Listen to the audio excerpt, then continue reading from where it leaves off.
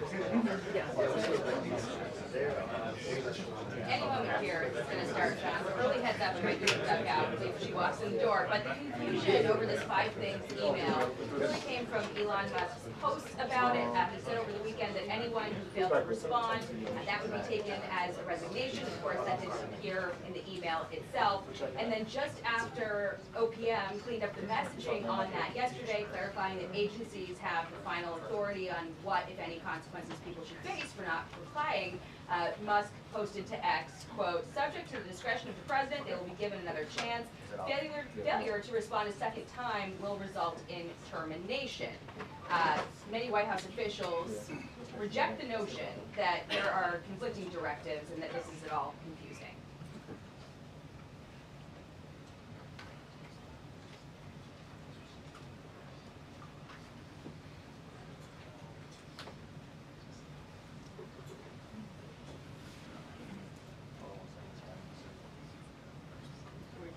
So whether that deadline is real or applies to everyone is still unclear. Meantime, the White House is inching closer to striking this deal with Ukraine to give access to rare earth minerals. It does not come with any security guarantees or military aid, but many of those minerals are in areas that are under Russian control. So awaiting detail on how exactly the U.S. would get access there. Today, Putin pushed back on something the president said yesterday, claiming that Russia had no problem with European peacekeeping troops coming to Ukraine. So we do expect some questions today on where the peace talks stand, where the minerals deal stands. It might give us an idea of why the president has hesitated to poke the bear, declining to refer to Putin as a dictator yesterday or explain why the U.S. voted with Russia against 2 UN resolutions, calling Russia the aggressor in this war. So maybe we'll get a better idea of the strategy there and where things stand. Okay.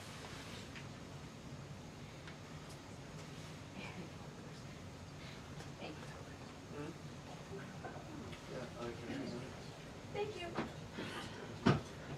Sorry. I don't know how you do it, Joe. What? This many people. There are more on TV. I know, but they're more on TV. That's true.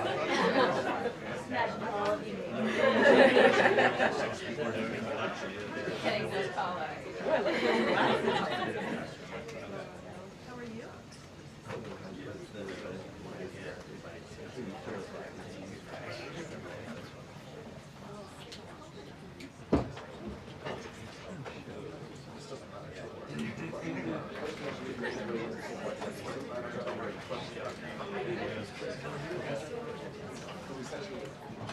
Hello. How are you?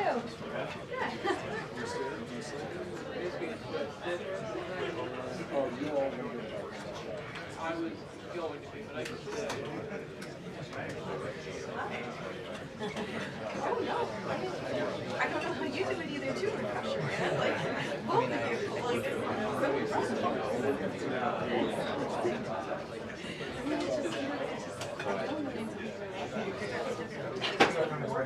around talking, right? Like, I think it's easy now when it's like we're talking to people. It's so interesting. I know, but Right, I find it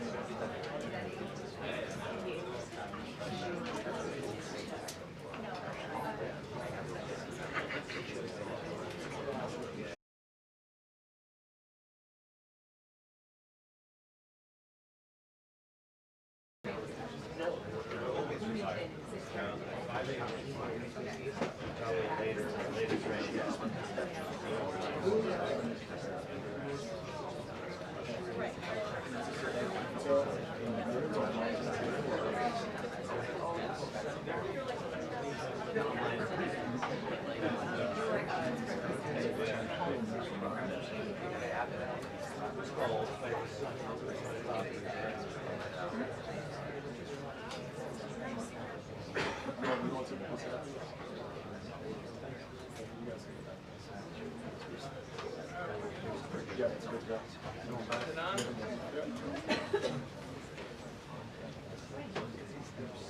works.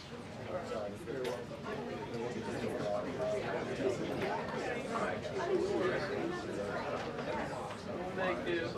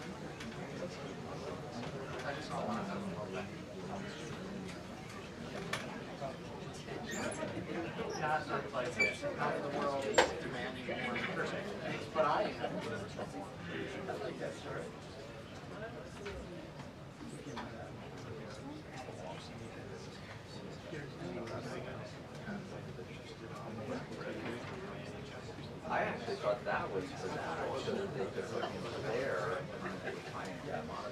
Clearly, they don't know about it. Going back to the lockout thing.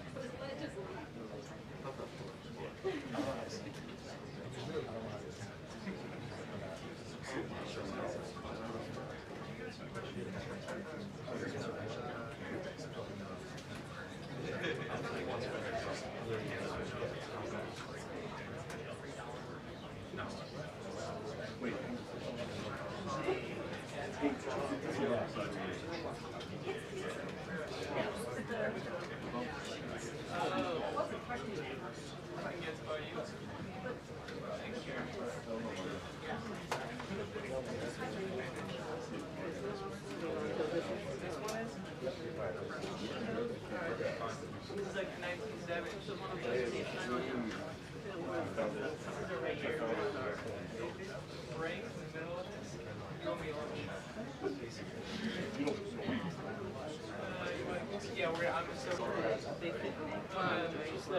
put it back there so it doesn't close.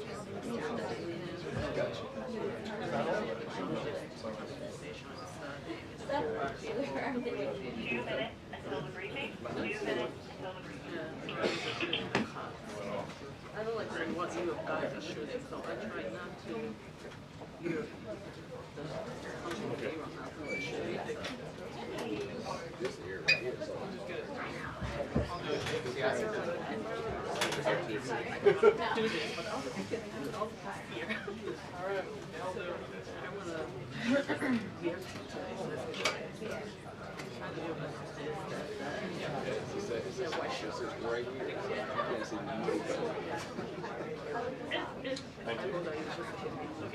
Yeah, that's nice. So all those people over there.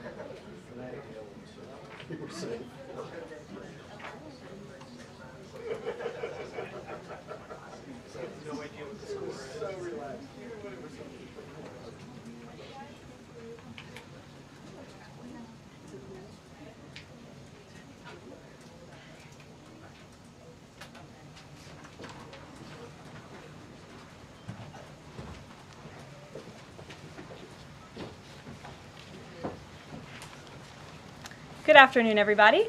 Good afternoon. How are we today? Good.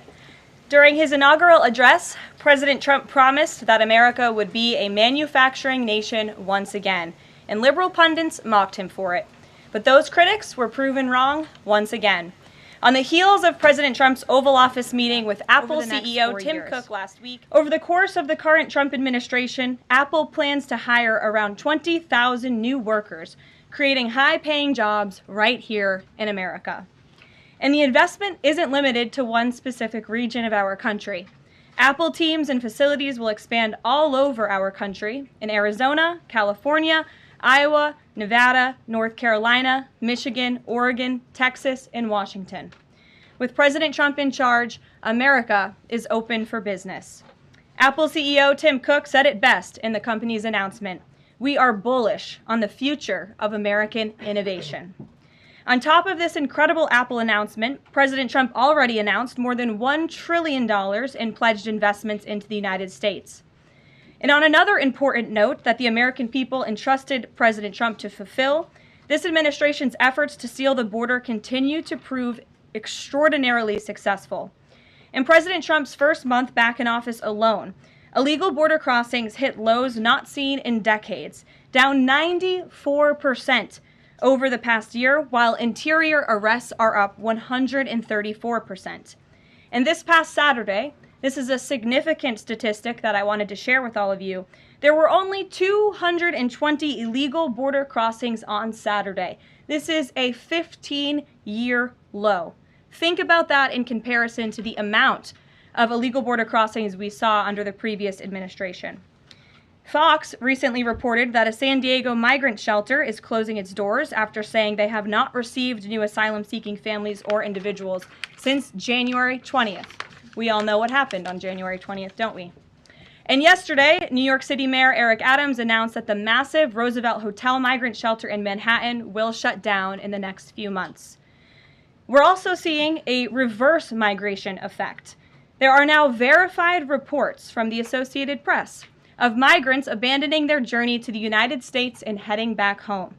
This is the first time the Border Patrol has received these reports since 2020, during President Trump's first term. The returning migrants claimed in interviews that the new heavy security posture adopted by the Trump administration was a significant reason for their decision to return to the countries of their origin. Overall, the American people continue to overwhelmingly give President Trump very positive remarks.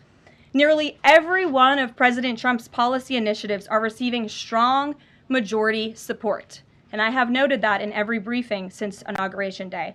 81% of Americans support deporting illegal migrant criminals from our nation's interior.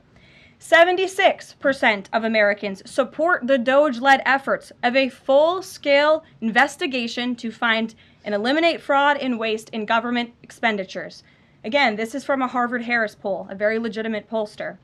76% of Americans support closing the border. 69% of Americans support President Trump's common sense efforts to ban men from women's sports. As you all know, we celebrated that executive order at the White House a couple of weeks ago. 65% of Americans support the president's efforts to eliminate all preferences by race in the hiring and awarding of government contracts, which is another pledge that DOGE is working hard to fulfill. And 61% of Americans, vast majority, support the president's plan for reciprocal tariffs to ensure that other countries are treating us the way we have always been treated. Despite what many Democrats and media members want you to believe, the Trump agenda is not only necessary, but it is overwhelmingly popular. Why? Because it's driven by common sense.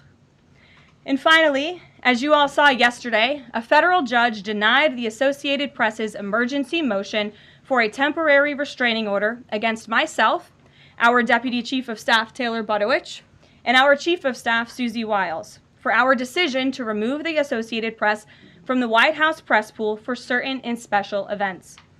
The judge's ruling, upholding our decision to deny the Associated Press such privileged access, reinforces the truth. And it reiterates what I said from this podium last week when that suit was filed. Asking the President of the United States questions in limited spaces such as the Oval Office and Air Force One is a privilege that unfortunately has only been granted to a few. It is not a legal right for all. The Trump administration has already proven to be the most transparent ever, and this president the most accessible in history. This is evidenced by President Trump's daily press conferences in the Oval Office, where he takes many questions from the journalists who have the honor and privilege of standing before the beautiful Resolute desk. The president and this entire White House are committed to ensuring the American people continue to receive this same level of historic transparency, access, and visibility. In fact, we want to double down and give even greater access to the American people. We want more outlets and new outlets to have a chance to take part in the press pool, to cover this administration's unprecedented achievements up close, front and center.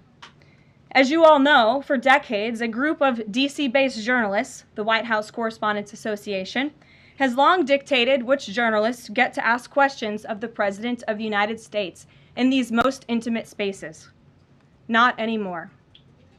I am proud to announce that we are going to give the power back to the people who read your papers, who watch your television shows, and who listen to your radio stations. Moving forward, the White House press pool will be determined by the White House press team. Legacy outlets who have participated in the press pool for decades will still be allowed to join, fear not, but we will also be offering the privilege to well-deserving outlets who have never been allowed to share in this awesome responsibility. Just like we added a new media seat in this briefing room, legacy media outlets who have been here for years will still participate in the pool, but new voices are going to be welcomed in as well. As part of these changes, we will continue the rotation amongst the 5 major television networks to ensure the president's remarks are heard far and wide around this world. We will add additional streaming services which reach different audiences than traditional cable and broadcast. This is the ever-changing landscape of the media in the United States today. We will continue to rotate a print pooler who has the great responsibility of quickly transcribing the president's remarks and disseminating them to the rest of the world. And we will add outlets to the print pool rotation who have long been denied the privilege to partake in this experience, but are committed to covering this White House beat. We will continue to rotate a radio pooler and add other radio hosts who have been denied access, especially local radio hosts who serve as the heartbeat of our country. And we will add additional outlets and reporters who are well-suited to cover the news of the day and ask substantive questions of the President of the United States, depending on the news he is making on that given day. This administration is shaking up Washington in more ways than one. That's what we were elected to do. As I have said since the first day behind this podium, it's beyond time that the White House press operation reflects the media habits of the American people in 2025, not 1925. A select group of DC-based journalists should no longer have a monopoly over the privilege of press access at the White House. All journalists, outlets, and voices deserve a seat at this highly coveted table. So by deciding which outlets make up the limited press pool on a day-to-day basis, the White House will be restoring power back to the American people who President Trump was elected to serve. So in that note, in our new media seat today, we have Shelby Talcott, who is a White House reporter for Semaphore. In 2022, Semaphore launched as a global digital news platform with the aim of bringing meaningful innovations to the news industry. Today, they have nearly 1 million newsletter subscribers spanning 11 separate editions. With that, Shelby, I will take your questions. Thanks, Caroline. I've got two for you. One on foreign policy. Over the weekend, the president's special missions envoy, Rick Grenell, was talking about Venezuela, and he said that the president isn't someone who wants regime change. Other administration officials have made clear that they don't see Maduro as the rightful leader. What is this administration's policy on a new government in Venezuela? I think the president has made his position on Venezuela quite clear. He stands in opposition to the Maduro regime, and Secretary Rubio has spoken on this extensively as well. And then on Doge, last night Elon Musk said that a failure to respond a second time will result in termination. Will there be additional rounds of the "what did you do this week" email from Doge to federal workers? And what's the guidance on the federal workers who've been instructed by their agencies not to reply? So a couple of things on this. First of all, let's just take a step back and talk about this idea. The president sent out a truth last weekend to Elon Musk saying he loves everything Elon is doing and he wants him to be even more aggressive because Doge thus far has proven incredibly successful in making our government more efficient. And so Elon and Doge came up with this idea. Elon has implemented this at his private companies. It has proven successful. And it's a very simple idea when you think about it. All the Office of Personnel Management is asking, all this administration is asking, President Trump is asking, is for federal workers who live off of the American taxpayer's dime to send 5 bullet points of what they have done in the previous week. That is all we are asking for. And so the Office of Personnel and Management sent out additional guidance last night. Those responses should be directed to agency leadership, and the president defers to his cabinet secretaries, who he's obviously entrusted to pursue the guidance relative to their specific workforce. And for some of the agencies that you've seen who have said, please don't send these emails, it's in their best interest for that specific agency, and the president supports that. And let me be very clear, the president and Elon, his entire cabinet are working as one unified team. And they are implementing these very common sense solutions. You're welcome. Jackie. Thank you. One follow-up on that question. So about the deadline, Alina Habba said that you have until tonight. Elon Musk said a failure to respond a second time would result in termination. So is that a real deadline? Should federal workers be looking to that guidance, or should they be looking to the agency heads? Like, what is the actual deadline?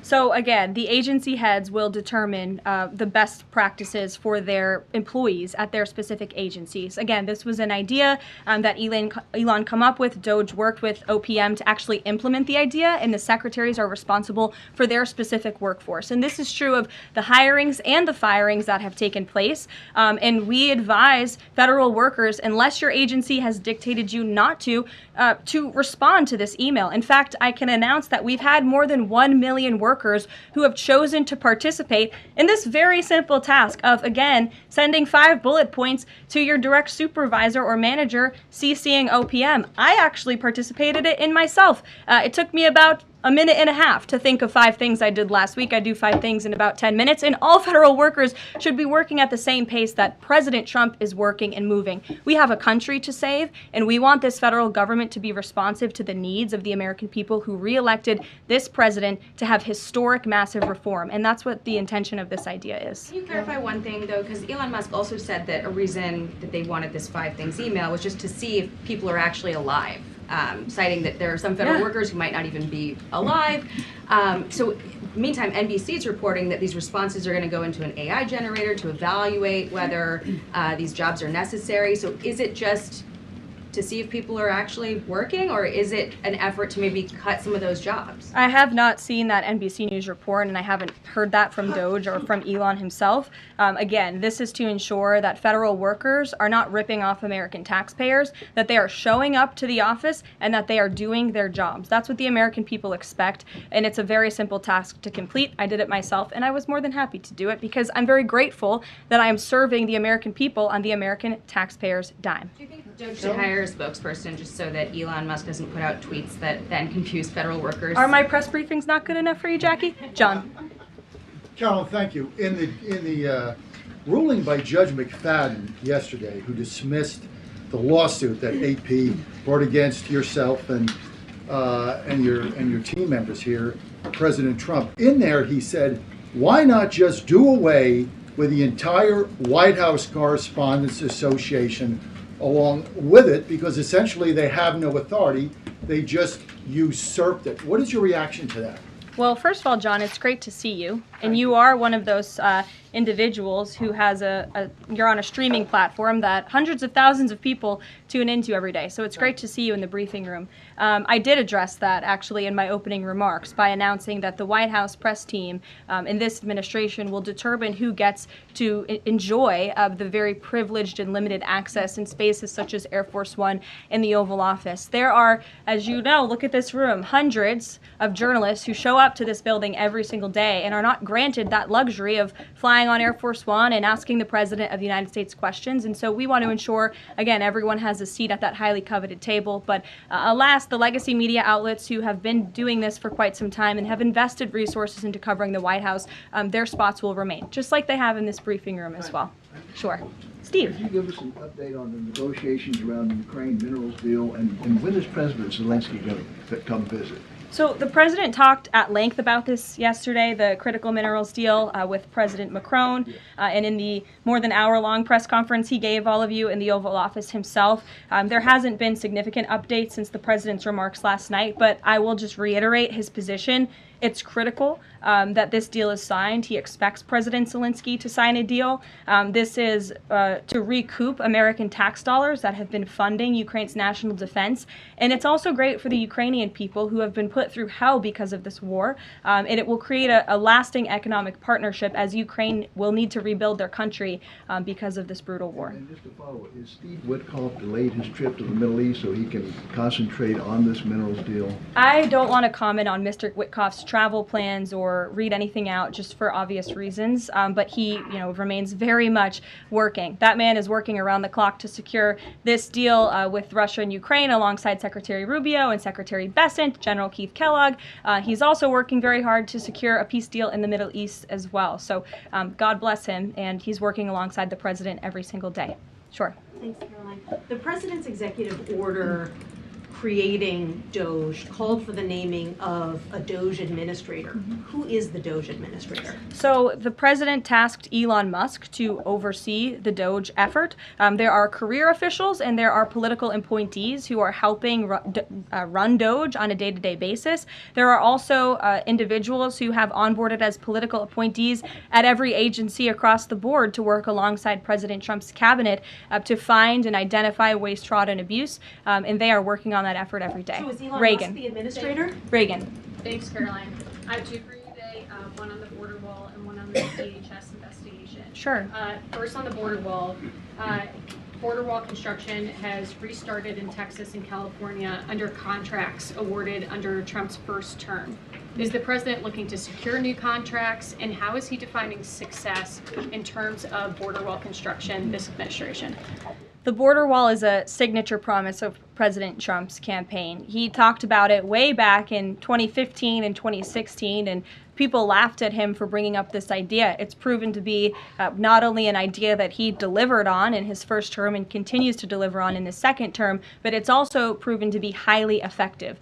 In fact, we know where there were parts of President Trump's border wall built and standing under the previous administration, illegal border crossings dropped 87% where there was a border wall. So the wall is an incredible deterrent factor for illegal migrant caravans. The president is committed to the continuation of the construction of the wall. And, you know, the previous administration actually sold off the resources that the Trump administration secured to build the wall. And that's an egregious misuse of the American taxpayers' money. They just let those resources rot on the southern border. They actually sold them for pennies on the dollar. So this administration, DHS and ICE and Customs and Border Patrol and Tom Homan and all of the great people you know who are working on this effort are committed to continuing the construction of President Trump's border wall. DHS investigation into people who might be leaking within the administration.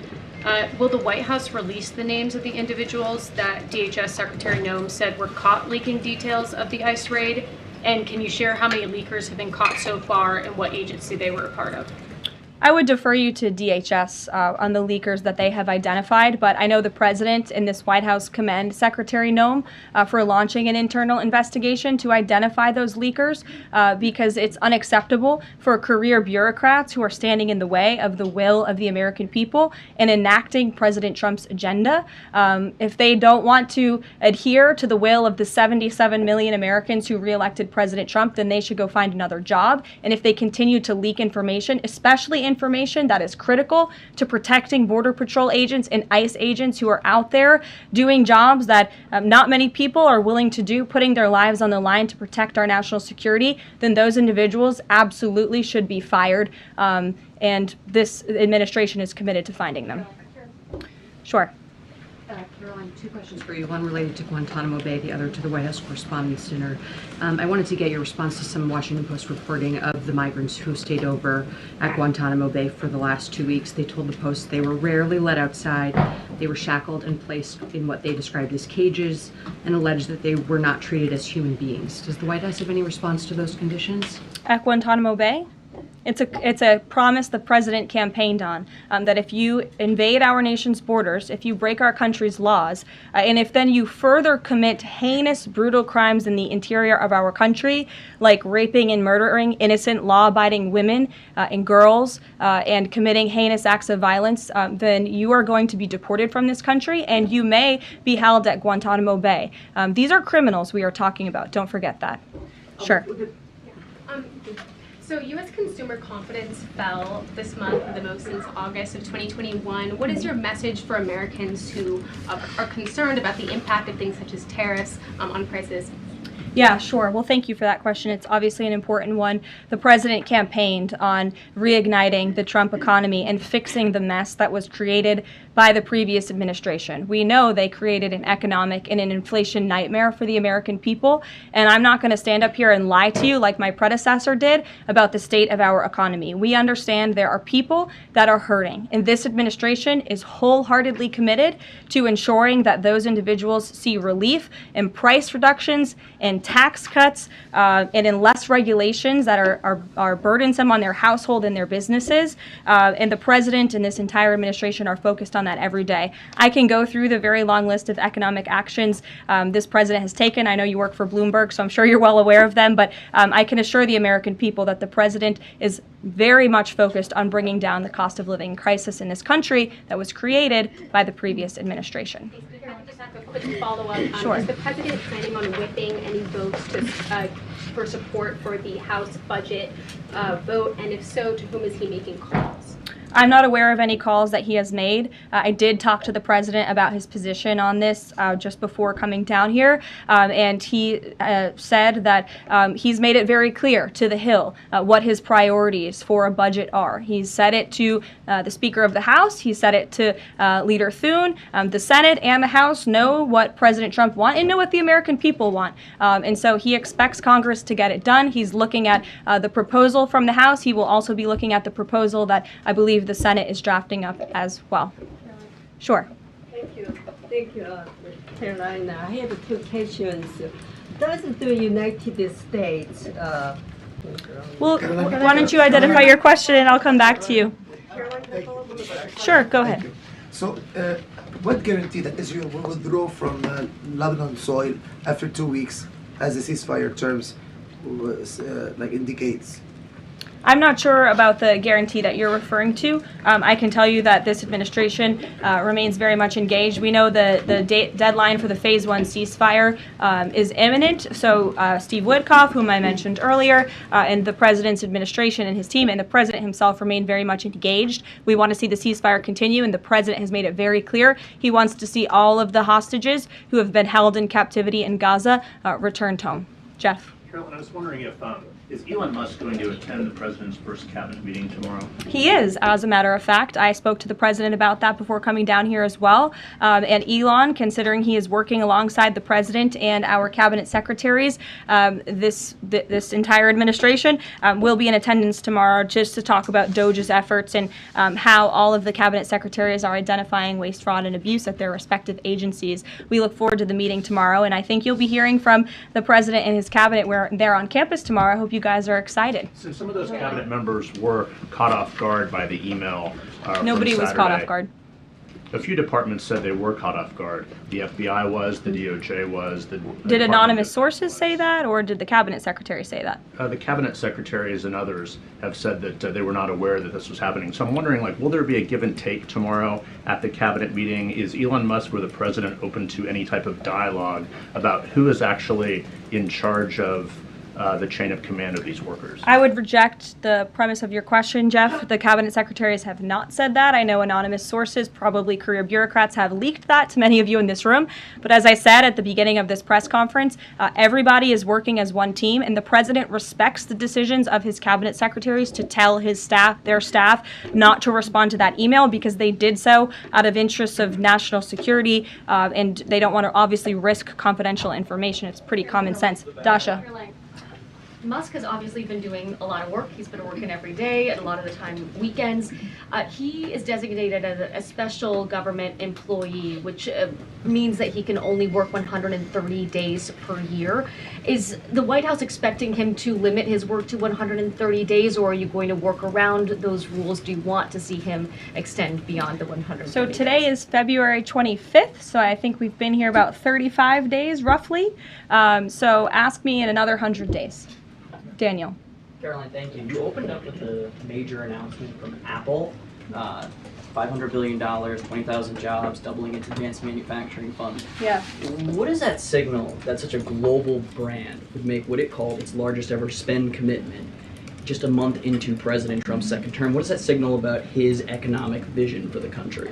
President Trump is a deal maker, and he has restored confidence in business leaders around this entire world. Apple is one of the largest companies on the face of the planet. They employ hundreds of thousands of Americans, but the president wants to see more Americans employed, more investments here in the United States of America. And this is another fulfillment of the president's campaign promises. I recall President Trump at his rallies on the campaign telling the world that if and when I am elected, America is going to be back, and we want your investments to be driven onshore. We want you to hire American workers, and you will have the lowest regulatory burden, the lowest tax cuts, and the president has already proven he's committed to slashing regulation. He's counting on Congress to implement those tax cuts. And so people are encouraged by the president's, again, as Tim Cook called it, they're bullish about American innovation because of the leadership of this president.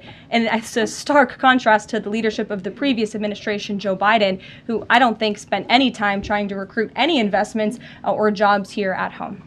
Mary. We're hearing from some Republicans who are voicing concerns about how these cuts are being carried out. Congressman McCormick, a Republican from Georgia, tells us he's worried it's too rapid for real people to adapt to. And he says he's concerned that it could come off as discompassionate, in his words, that it could risk undercutting the strong message that he feels you're trying to send about the need to cut government waste. Well, I think that was one comment from one senator, and I think, as I cited in my opening remarks in the poll, the most important people are the American people, and 77% of Americans at home support a full investigation into the waste, fraud, and abuse that the federal government has been spending their tax dollars on. So that's the the people the president cares about most, and that's why we're fulfilling this pledge. And again, it should come as no secret to anybody. The president campaigned on doing this. The president yesterday said, if you don't respond to this email, you will be fired or semi-fired. What does he mean by that? Again, I've been asked to answer this question 3 times now. It is semi-fired. But it's in the memo. The president again has entrusted his cabinet secretaries to oversee their workforce. That's why he nominated them to be cabinet secretaries, and so federal workers can be directed to their agency leadership. Sure. Great, thanks, Caroline. I wanted to ask about a federal judge yesterday was saying that they didn't know who the DOJ administrator was and was asking the lawyer for the administration who it was, and the lawyer responded, I don't know the answer to that. Can you tell us who the administrator of DOJ is? Again, I've been asked and answered this question. Elon Musk is overseeing DOJ.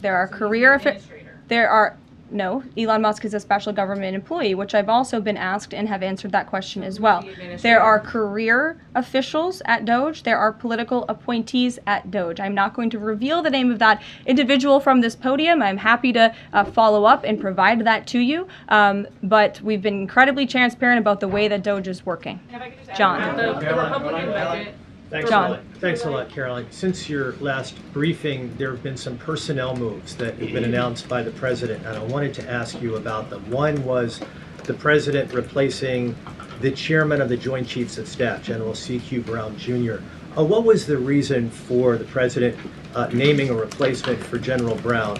And then I'll follow up with another personnel announcement that's been made over the last few days. He thinks he's doing a bad job, and it's time for a shakeup at the Pentagon. They failed 7 audits in a row.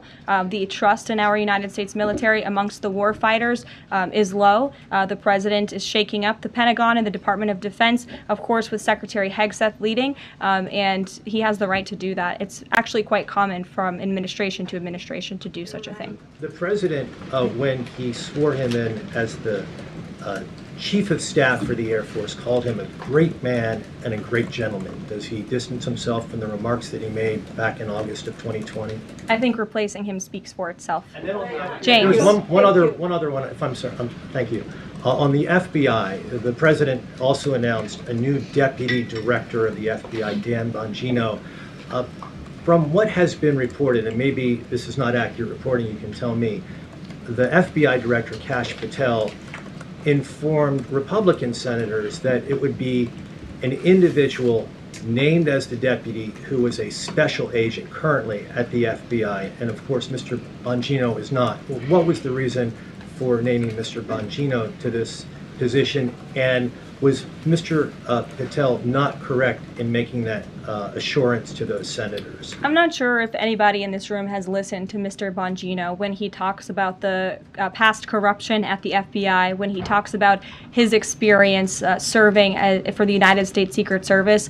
This is a man who loves his country and who has honorably served our country in ways that many people have not. He understands the depth of the corruption at these institutions, which the American people re-elected President Trump to shake up. And I think it's quite despicable to see many networks in this room who have had chyrons on their television screens labeling Mr. Bongino as a far-right podcaster.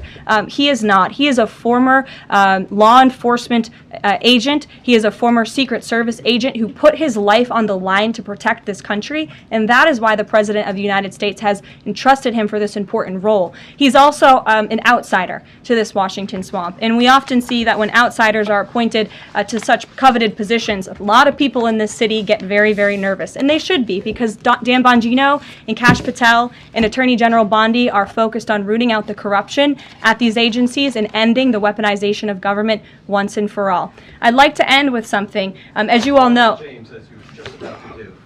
You know what, James? I'm feeling generous. Go ahead. I will take it. Thank you, Caroline. Sure. I wanted to ask Don't make me regret this. I wanted to ask about the Macron visit and the Russia-Ukraine talks in general. Sure. It's pretty clear to my eye that President Macron was performing a kind of delicate dance, lavishing praise on the president while seeking in his own remarks to try to bind President Trump to positions and even specific language that the president has not committed to heretofore. One of the most bracing comments from President Macron was when he said that the deal that President Trump is negotiating with the Russians must not be, quote, a surrender for Ukraine.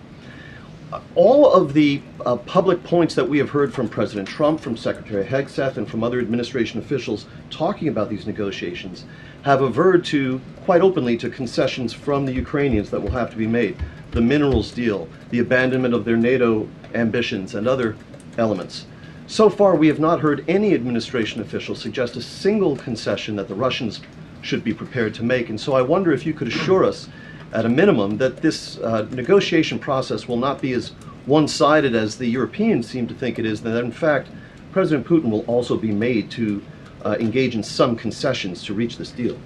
Well, I think the president knows how to make a deal better than anyone who has ever assumed the office of the American presidency. And in order to make a deal, you have to bring both sides to the table. And typically when you make a good deal, both sides leave that table a little bit unhappy.